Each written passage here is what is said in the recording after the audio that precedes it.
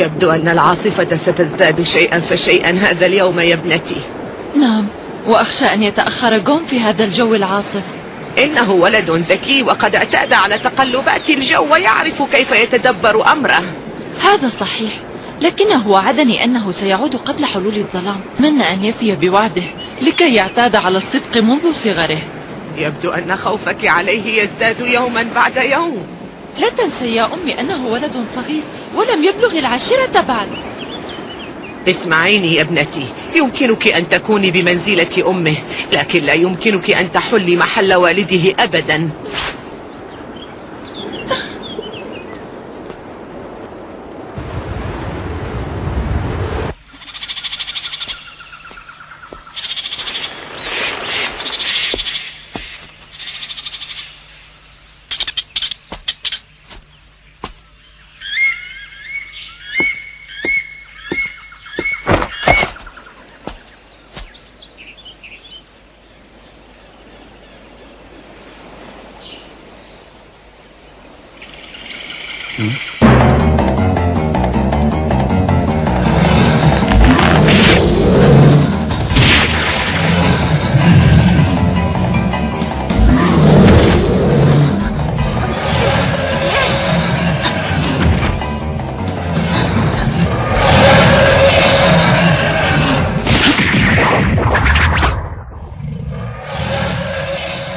يجب أن أقضي على الدب قبل أن يقتل الصغير.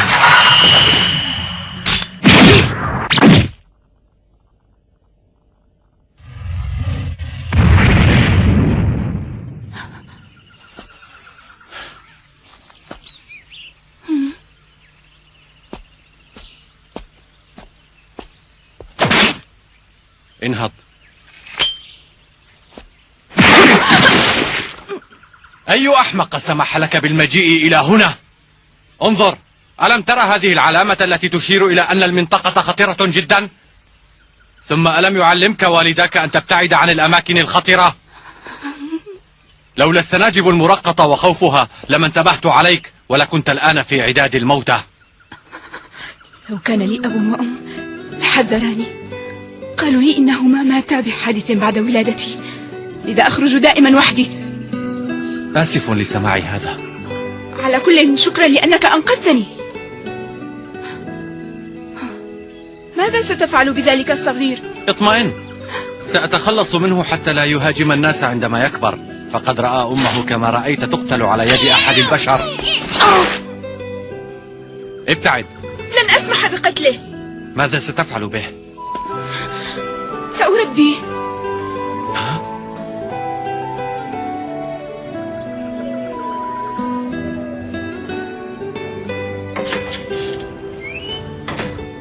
هل عدت يا جون؟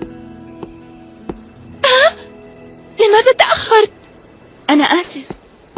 جون، وما سبب هذه الجروح؟ لقد تعثرت في الغابة. اسمع أيها الولد، أعرف أن هذه الجروح ليست بسبب تعثرك، فإن لم تقل لي الحقيقة فسوف تقضي الليلة في الخارج. آسف يا خالتي، كذبت عليك. التقيت في الغابة دبا صغيرا، وعندما حاولت الإمساك به هاجمتني أمه وجرحتني. هذا كل ما في الأمر. هكذا؟ هيا ادخل إذن. سأعتني بجروحك وبعدها ستأكل.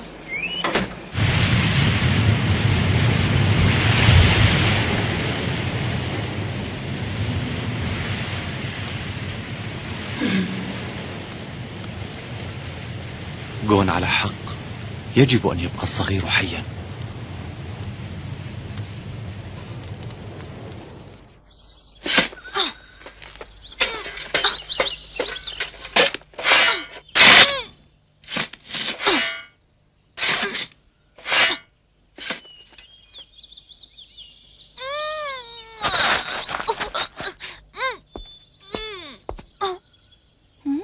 أنا سأساعدك يا جون.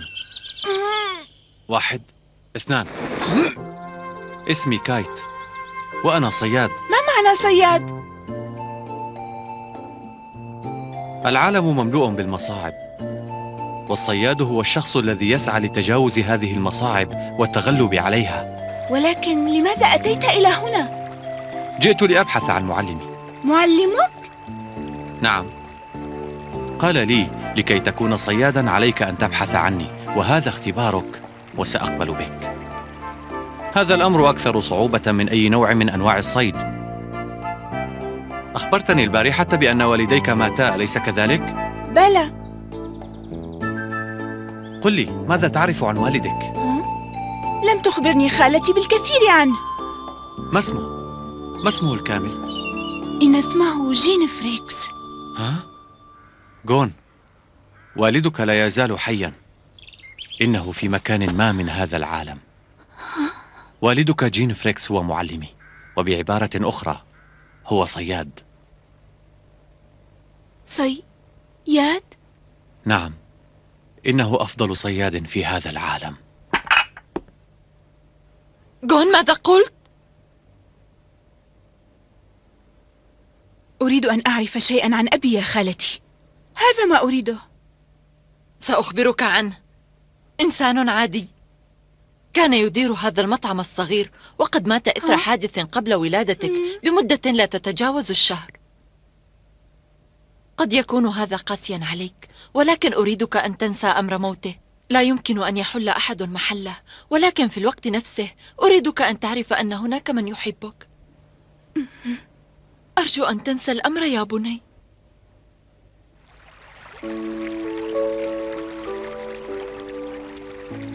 لماذا تخفي خالتي الحقيقة عني؟ إن كان والدي حيا فلماذا لا يأتي لرؤيتي؟ هل هذا يعني أنه تخلى عني؟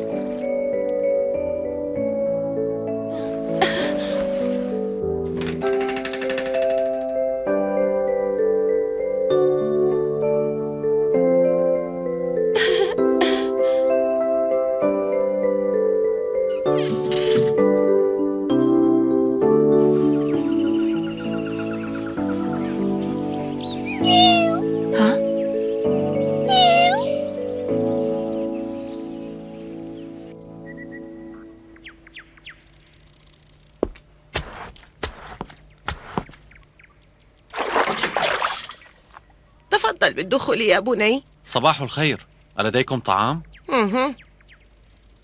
تفضل. جيد، هذا ما أريده، فهي وجبتي المفضلة. أمي، أتعرفين أين ذهب جون؟ أمي، لم أعرف أن لديك زبونا. أهلا بك يا سيد. شكرا، آسف لحضوري مبكرا.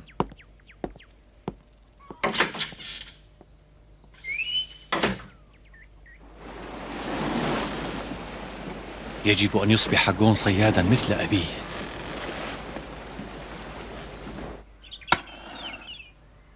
ستندمين على ذلك. حرق هذه الصنارة لن يفيدك في شيء يا ابنتي.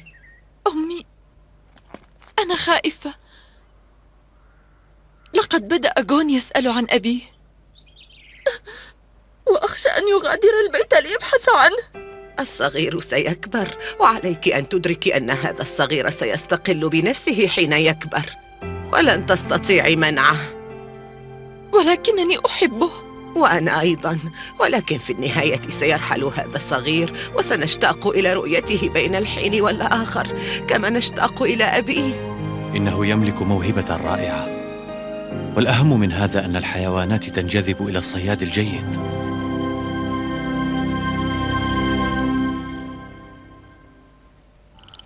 أنت مؤهل لإجراء امتحان لتصبح صيادا. هيئ نفسك لذلك الوقت.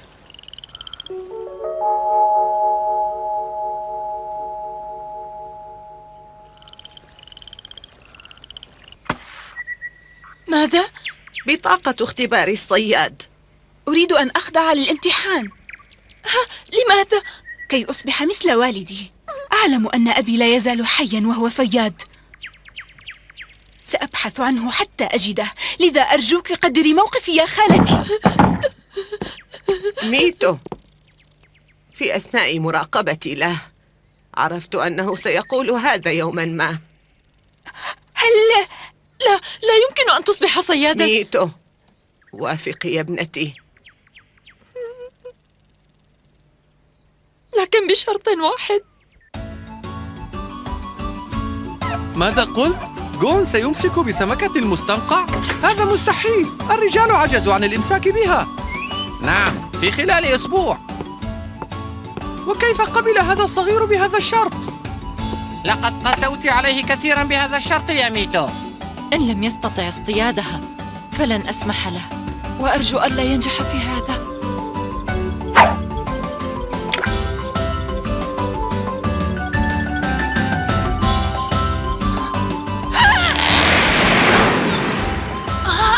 أمسكت بها.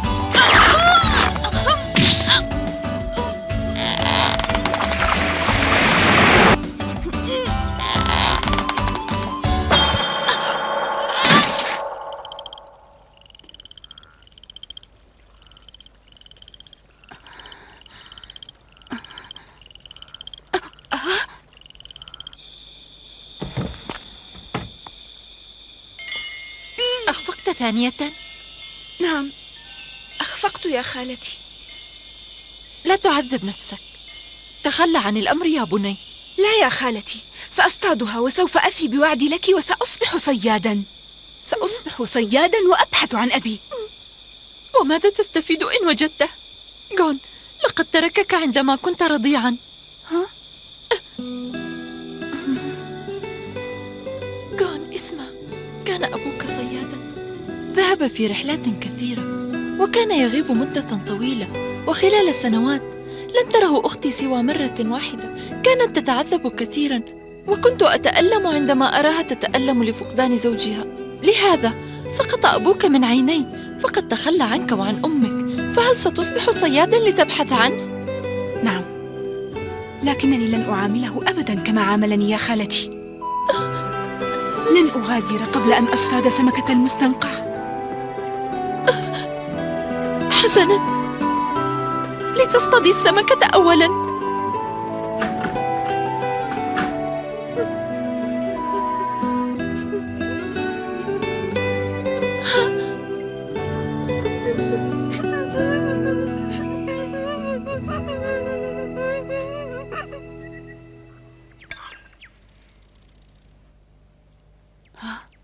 أين خالتي؟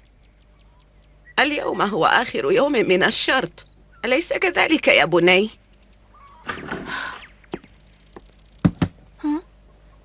افتحها.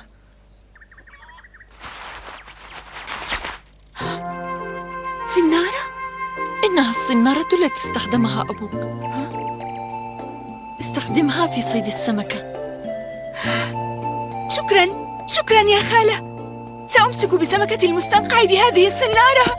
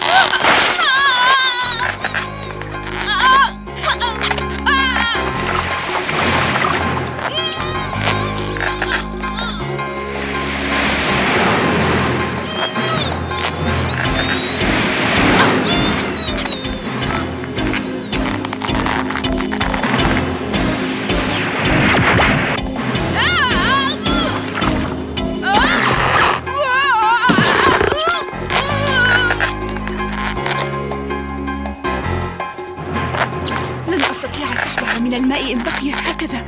ماذا سأفعل؟ لو كان أبي معي لدلني على طريقة أسحب بها السمكة. سأعتمد على نفسي.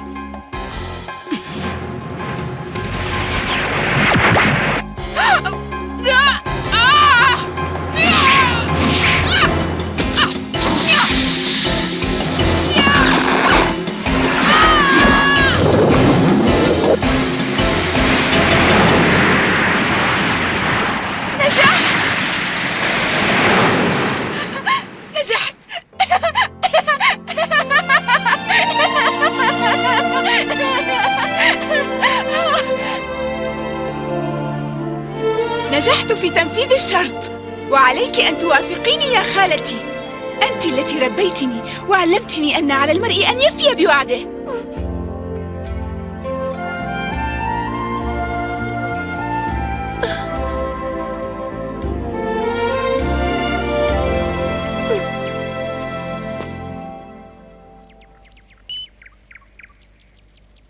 مبارك يا جون.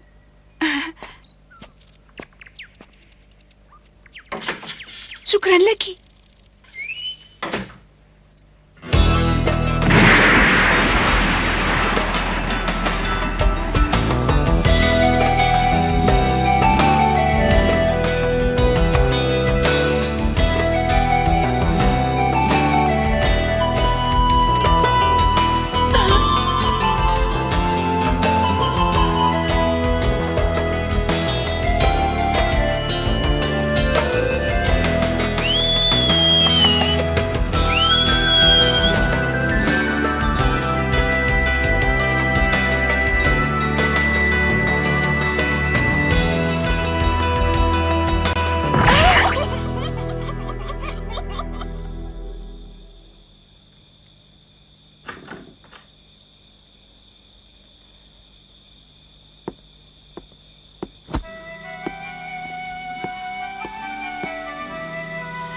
آسفة يا جون، أخفيت عليك الحقيقة. والدك لم يتخلى عنك، وأنا أيضا لا أريد أن أتخلى عنك يا بني.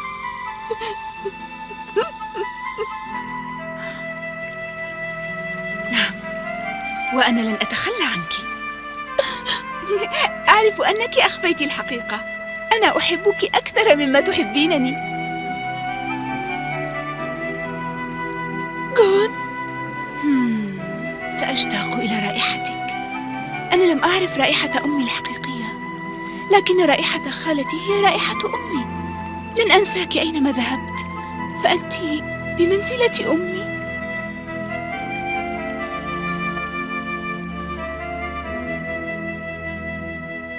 الامتحان الأصعب هو أن تجد أباك.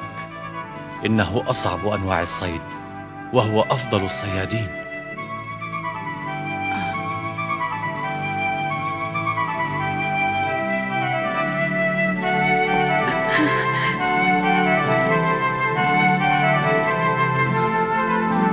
أبي، سأجتاز الامتحان وسأجدك.